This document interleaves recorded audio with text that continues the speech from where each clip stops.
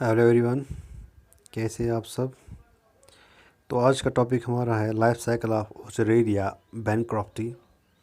तो ये स्पीशीज़ जो है ये बिलोंग करता है फाइलम एस्कीहेलमेंथिस और निमेटहेलमेंथ्स। तो आज इसके बारे में हम इसकी लाइफ साइकिल के बारे में, इसकी क्लासिफिकेशन के बारे में हम पढ़ेंगे। तो पहले इसकी क्लासिफिकेशन देखते हैं। तो किंगडम बिलोंग करता है एनिमेलिया से, इसका फाइलम है निमेटोडा, क्लास है फेसमिडा, ऑर्डर है फ्लेरोइडिया, फैमिली है फ्लेरेडिया और जीनस है वोचरेरिया और स्पेशीज़ है बैनक्रॉफ्टी।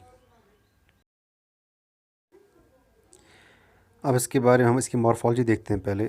तो ये long hair like transparent nematodes होते हैं, creamy white in colour, filiform in shape, both ends are tapering. तो यहाँ पे इसके दो एंड्स जो होते हैं वो टेपरिंग होते हैं। मेल जो होता है 2.5 to 4 centimetre in length and 0.1 mm in thickness. The tail end is curved ventrally, contains 2 spicules. जो मेल का जो टेल एंड होता है वहाँ पे वो कर्व्ड होता है, तो उसके पास होते हैं 2 स्पाइक्यूल्स होते हैं जो मदद करते हैं कॉपुलेशन के अंदर। और फीमेल जो होते हैं 8 to 10 centimetre in length and 0.2 to 0.3 mm in thickness. Tail end is narrower and abruptly pointed. तो यहाँ पे कर्व नहीं होता है टेल एंड, ये होता है पॉइंटेड होता है यहाँ पे। ये वर्म जो होते हैं ये होते हैं ओवी पैरस थ्रू लिबरेटिंग एक्टिव एम्ब्रियोज। इसका ये मतलब होता है जो यंग वन प्रोड्यूस होता है वो एग से ही होता है, मगर एग जो होते हैं वो हैच हो जाते हैं पेरेंटी बॉडी के अंदर ही, फीमेल की बॉडी के अंदर ही वो हैच हो जाते हैं। Male and female coil together can be separated with difficulty. देखो ड्यूरिंग द कॉपुलेशन के अंदर एक दूसरे के साथ कॉयल हो जाते हैं। उसके बाद इनका लाइफ स्पैन जो होता है वो बहुत ही लंबा होता है, 5-10 ईयर्स तक ज़िंदा रहते हैं। अब आप डायग्राम में भी देख सकते हो कि जो मेल्स होते हैं और फीमेल्स अलग अलग होते हैं। तो मेल का जो पोस्टीरियर पार्ट होता है ये कर्व्ड होता है, इसके पास होते हैं कॉपुलेटरी स्पैक्यूल्स और इसके पास टेस्टिस भी होते हैं और स्पर्म डक्ट भी होता है जिसके अंदर स्पर्म कलेक्ट हो जाता है। और जो फीमेल्स होते हैं इसके पास ओवरी प्रेजेंट होते हैं, यूट्रस होता है, वल्वा होता है जहाँ से ये स्पर्म को रिसीव कर लेता है यहाँ पे। तो this is the male and female structures. अब हम स्टार्ट करते हैं लाइफ साइकिल। देखो जो ये वर्म होता है इसको हम कहते हैं इसका लाइफ साइकिल जो होता है वो डायजेनेटिक होता है, डायजेनेटिक पैरासाइट्स होते हैं।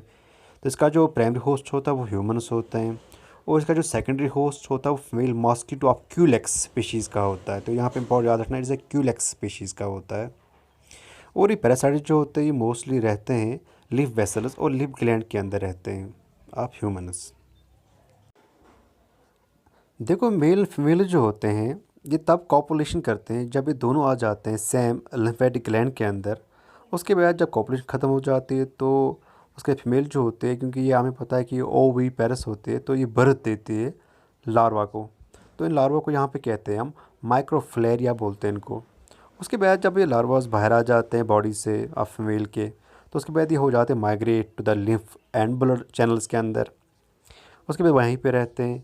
फिर क्या होता है जब ड्यूरिंग नाइट टाइम के अंदर ये रीच करते हैं in the superficial blood vessel of the skin, तो वहाँ पे पहुँच जाते हैं।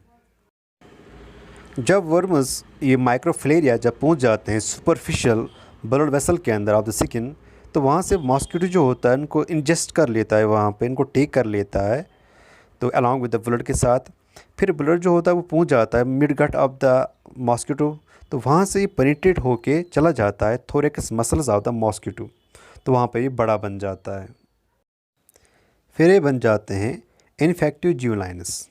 उसके बाद ये पास होते हैं into the proboscis of the mosquito और वहाँ पहुँच जाता है जो हेड के रीजन में होता है। तो वहाँ से ट्रांसफ़र हो जाता है to the new human host के अंदर। और ह्यूमन होस्ट जो होता है यहाँ पे ह्यूमन बॉडी जो होते हैं इसके अंदर जब ये पहुँच जाते हैं इन्फेक्टिव ज्यूलाइनस पहुँच जाते हैं, तो उसके बाद वहाँ से ट्रांसफ़र हो जाते हैं ब्लड से पहुँच जाते हैं लिम्फ वेसल के अंदर, या हम कह सकते हैं ग्लैंड के अंदर। और वहाँ पे ये रिमेन करते हैं as a coiled stage for some time. उसके बाद आहिस्ता आहिस्ता ये डेवलप हो जाता है अडल्ट के अंदर।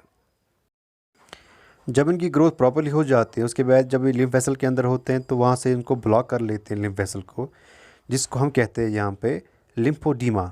उसकी वजह से पेन होती है इन द एक्सट्रीमिटीज़ के अंदर और वहाँ पे जो हमारा टिश्यू होता है बॉडी का, तो वहाँ पे वो हार्ड बन जाता है, जहाँ पे ये लिफ वेसल जो होते हैं वो ब्लॉक हो जाते हैं।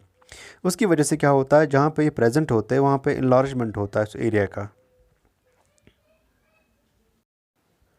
और जो कॉमन ऑर्गन्स होते हैं जो इन्फेक्ट होते हैं इस वर्म की वजह से, वो लेग्स होते हैं, फुट होता है, स्क्रोटम होता है और ब्रेस्ट्स होते हैं। तो इसकी वजह से इन्लार्जमेंट होती है, एक ह्यूज इन्लार्जमेंट हो जाता है। इसलिए इस डिज़ीज़ को हम कहते हैं एलिफेंटेसिस बोलते हैं या फ्लेरेसिस बोलते हैं। तो यहाँ पे आप डायग्राम में देख सकते हो कि ये यहाँ पे लेग्स है ह्यूमन के, तो लेग का साइज़ कितना बड़ा हो चुका है, यहाँ पे इन्लार्जमेंट कितना हो चुका है यहाँ पे। तो यहाँ पे पैर जो दिख रहे हैं वो हाथी जैसे दिख रहे हैं यहाँ पे, क्योंकि इनके अंदर स्वेलिंग हो चुकी है, block of the lymph vessel हो चुका है। तो इसी को बोलते हैं यहाँ पे एलिफेंटेसिस।